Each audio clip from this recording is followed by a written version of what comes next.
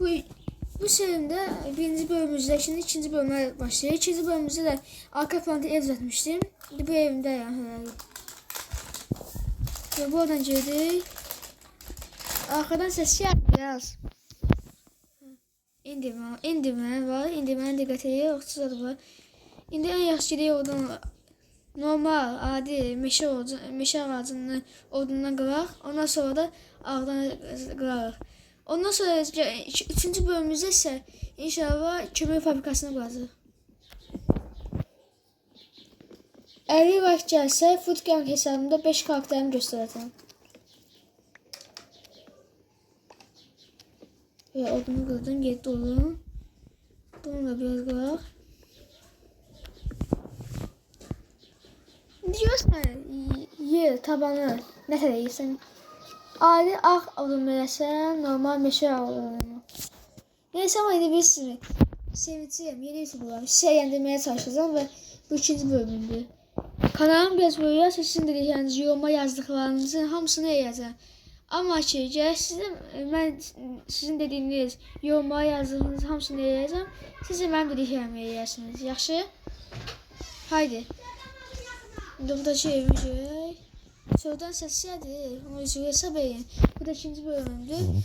Ben artık sesler gəlbilər. Hər yeni YouTube'larım demiştim. Ve buradan da odunlarımızı yiyək. Of, keşik oradan çıxır. Buradan da oradan çıxsın. Qapı vacibdir.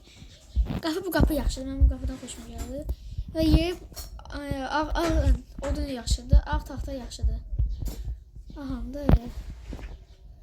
İndi yemək üçün də əşyalarımı təmiz deyil mənim. Aha, indi buradan baltamız hazırdır. Bu. Mənə baxma bir fikir. Aşağı gidip tabanına daşıyaq da. Burada kətbələrin aşağı düşmək lazımdır. Yox, bu kət qalsın yerində. Əti də yiyəm, çiçək olmasın. Dostlar. Biz də biraz mənə gidirik. Aşağıya gidirik. Aşağıda isə daşlar var. Ondan sonra iyi tabanımızı yaş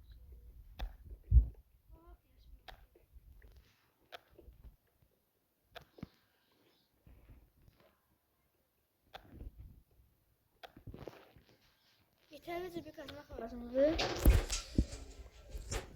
Bu hafta geçer gelir.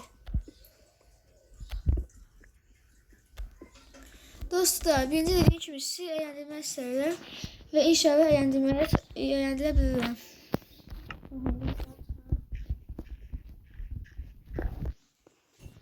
Muhteşem. Şimdi geldik. Buyurun. Evimize geldik. Şimdi burada aşağı bakıyoruz. Kapı açmak da değil yani.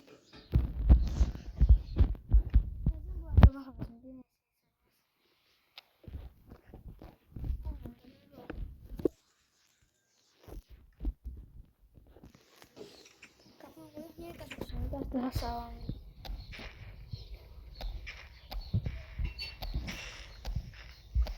Belki gelecek bölümümüze dostum nazarına koşu oynayabiliriz de.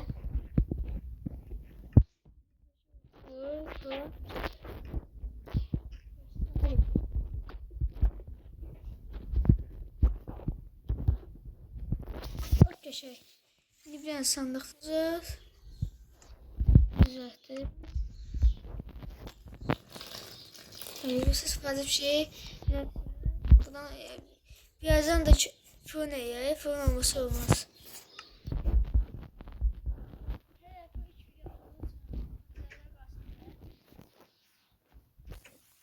Şimdi evimizin yukarısı.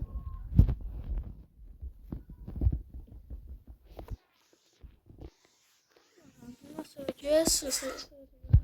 Yaxşıdır budur.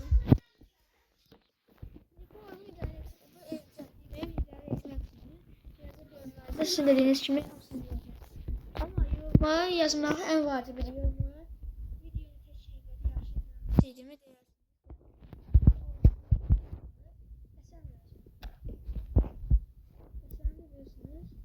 İçerisine bir bezek var yani. Odun çıkmasa da onunla ihtiyacını istifade etmek lazımdır bir zaman. Yok.